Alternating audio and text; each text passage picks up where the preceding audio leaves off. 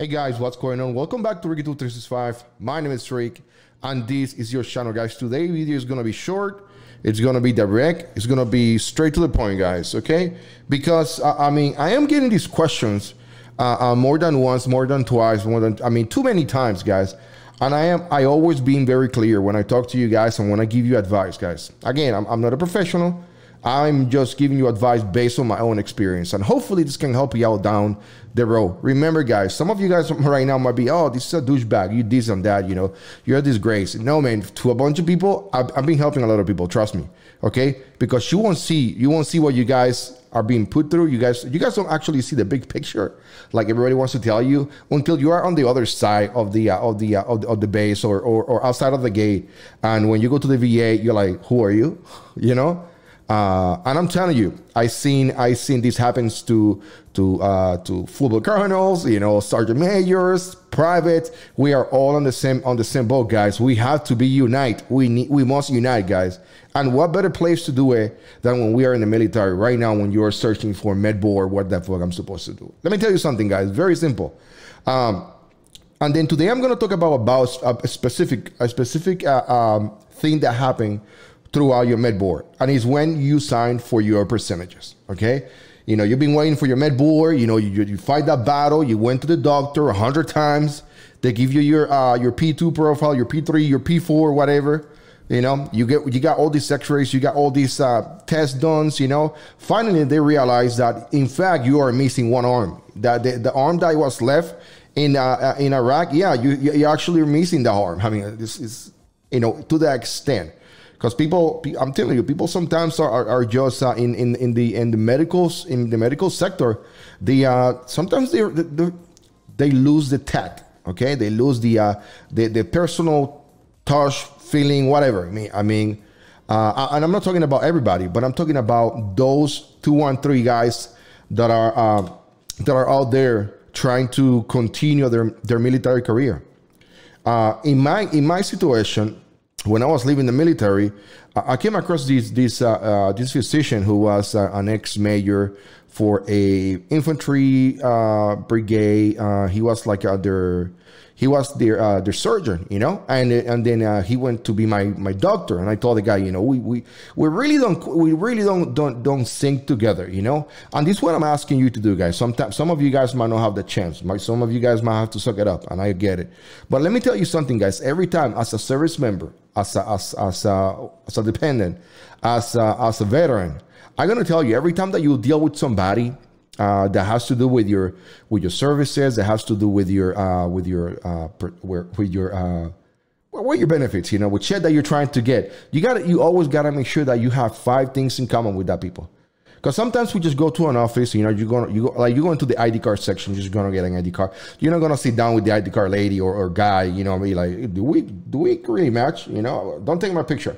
No, that's not what I'm saying. I'm saying that when you're gonna get your a VSO, you know, make sure that you have more than 1 or 2 things that you guys can relate to make sure that you guys have a good fit for that relationship, because you will have a long relationship with that individual. When you're getting out of the military, you're wounded warrior service coordinator. Make sure that this guy, you know, is not. Make sure that you're not gonna get a coordinator who's gonna only call you once every 3 months. I'm telling you guys, you gotta make sure that when you go to the office, you talk to an individual, there's a bond, there's magic happening, like, you know. I should have some kind of music. Should have some kind of music magic for that. Let me see. Do I have a music? No, that's what I got. Sorry, guys. So today we're gonna talk about when will you and if you should sign for your percentages on the MEDBOARD. Okay, I talk about a little bit about everything pretty much, but I want to tell you guys, you know, when you're going through the MEDBOARD, your PEBLO, he or she are gonna sound so nice. They're always gonna you know, like the first meeting, they're gonna be so nice, and the first thing they're gonna tell you is, you know, I have some leave coming up, I have some appointments going up, this and this. If you call my office and I don't call you, just leave a message and I get back with you shortly. Right, guys, let me tell you something. When you're going through the MEDBOARD, I mean You need to have a real connection with these people. And again, like I say for the video I make last night, if you don't have 5 things that you guys can relate to, you know, you guys like basketball, you guys like the same basketball team, you guys like the same basketball team in this era, you guys like the same basketball team, a favorite player, and you know, in addition to that, you like pizza, you know, something like that, you know, you both like pizza. I mean, because people just, you know, tend to forget. People tend to forget that when you're going through a med board, people are desperate for answers, you know, because the military really doesn't have a process. You know, I've seen people on the, I think, let me tell you something, and let me make sure, because I'm an Army guy, you know. I got to tell you that the military, the Army has an amazing, the Army has an amazing med board process. They do have their shit together, probably because they're doing more than anybody else, you know. The Marines, I mean, that's like a black hole. Okay. The Air Force, nobody knows nothing. Okay. In the Air Force, nobody knows. Tom and John and Julia, Catherine, you know, nobody. Jose, I mean, you med board. Oh, okay. Okay. Let's do something else. Let's bring a piñata. You know, what I'm telling you guys is the military, the Army has it right. So if you're in the military and you feel lost, just wonder about, you know, about other people and other branches of the military. What I'm trying to tell you guys is that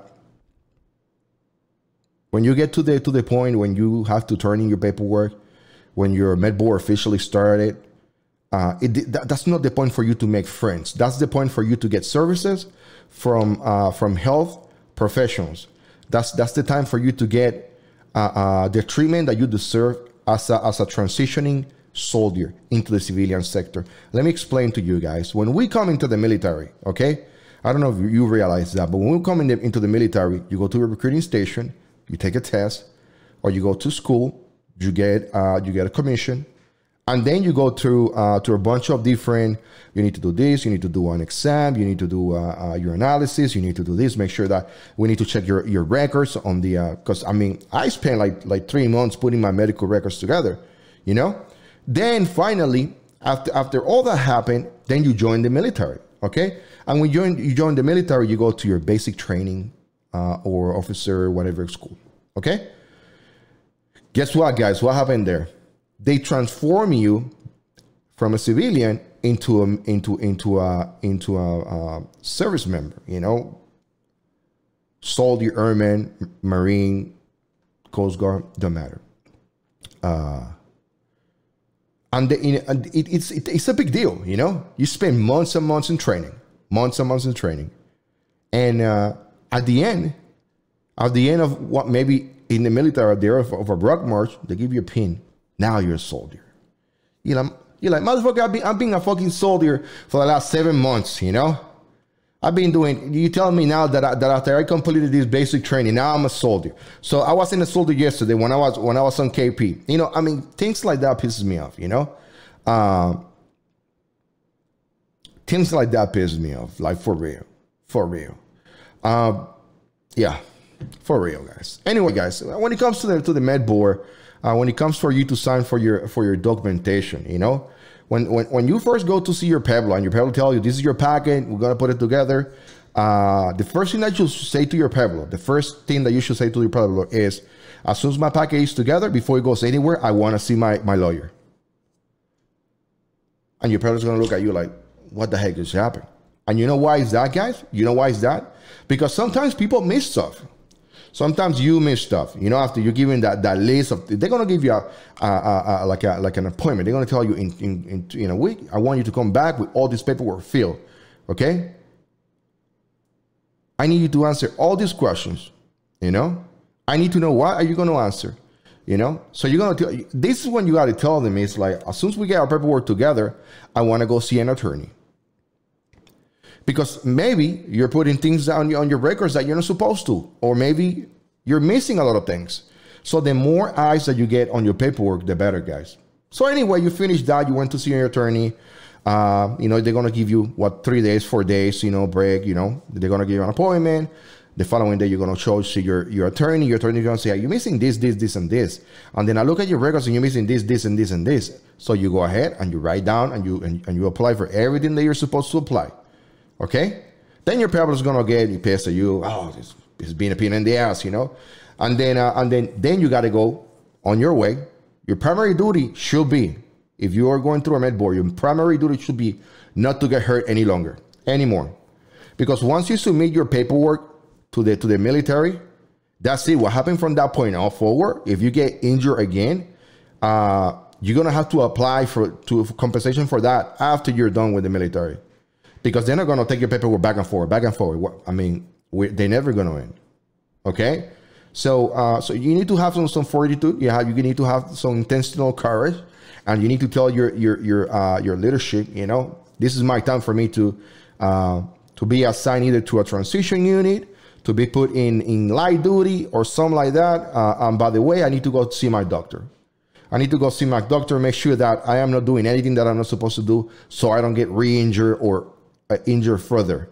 And let me tell you something, guys. Now, yeah, even me saying these kind of things, yeah, I sound like a douchebag. But guess what, guys? When you are in the VA, waiting 6 months to get an x-ray because you wanted to be a hua guy, you wanted to be the best and the best, and you end up over there. I've seen people that are 60 years old in the VA, 60 years old, that looked like 85.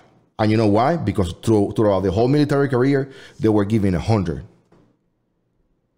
And they forgot that, you know, this is one body that we have. We need to protect our bodies. We need to protect our bodies. And it's sad, you know.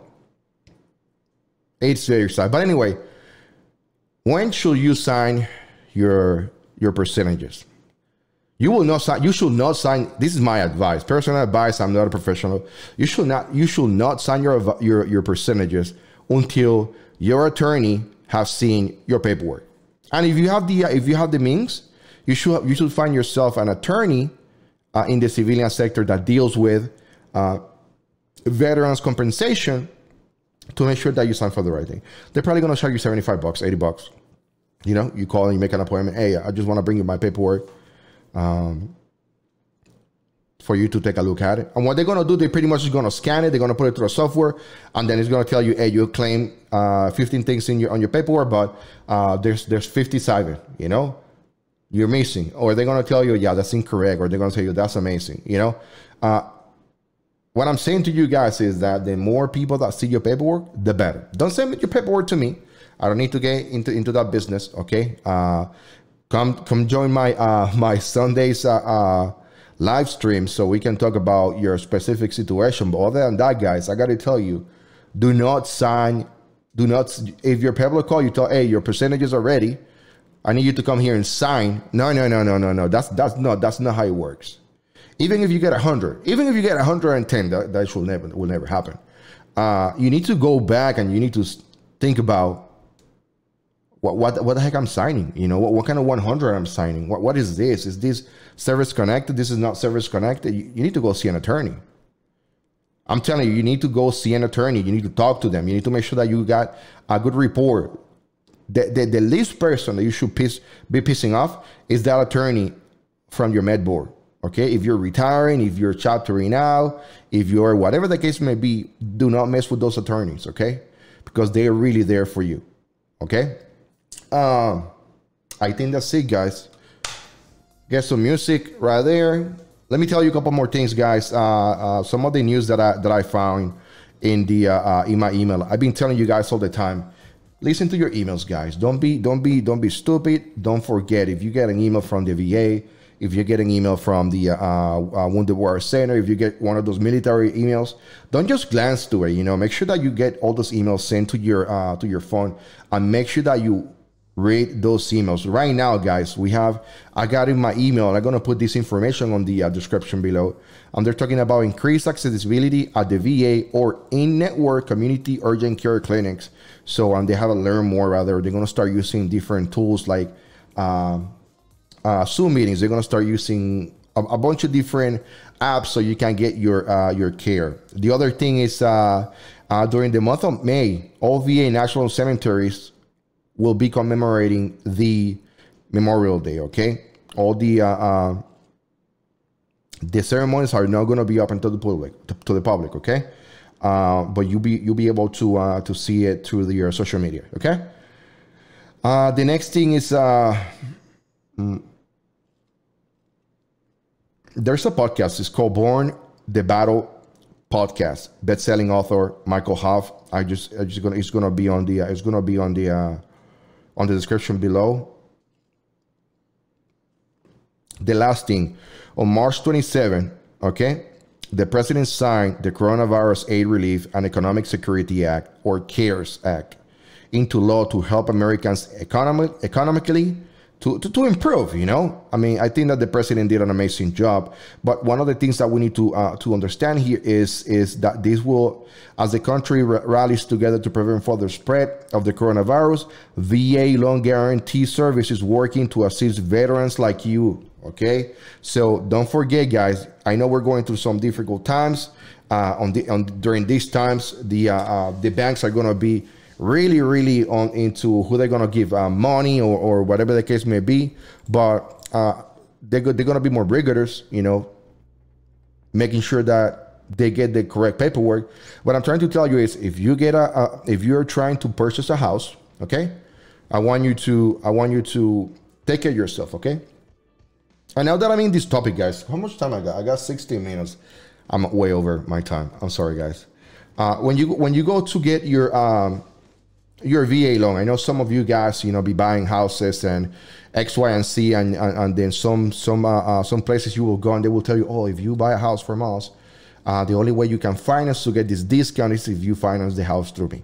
Okay, and then everybody and anybody can tell you that that's the biggest mistake you can make. Okay, because you're gonna finance the house through this company.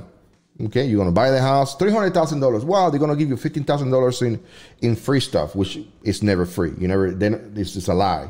Okay, and the next thing that you know is that you make your first payment, and the following week after your first payment, you get a letter, oh, your loan is being sold to Freddie Mac, or it's being sold to Western, whatever, you know. And what happened, guys, is that the people that are building homes, okay, they sold you your house for $300,000.